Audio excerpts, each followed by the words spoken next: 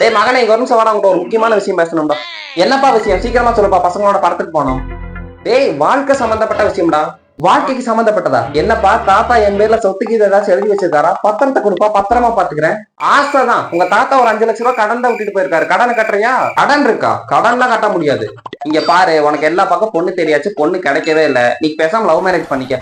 அந்த பொண்ணு எந்த ஊரா இருந்தாலும் சரி, அந்த வீட்டுல போய் நான் பேசிக்கிறேன். எந்த பொண்ணு வீட்டுல? நீ லவ் பண்ற பொண்ணு வீட்டுலதான்.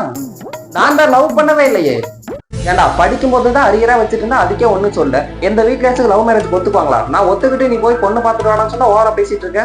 ஏப்பா, ஸ்கூல் போறப்ப காலேஜ் போறப்ப எல்லாம் பொண்ணுங்களை பார்க்கவே கூடாதுன்னு சொல்லி சொல்லி வளர்த்தி போட்டு இப்ப திடீர்னு கல்யாணத்துக்கு பொண்ணு வேணும் கூட்டிட்டு வானா எங்க போறது?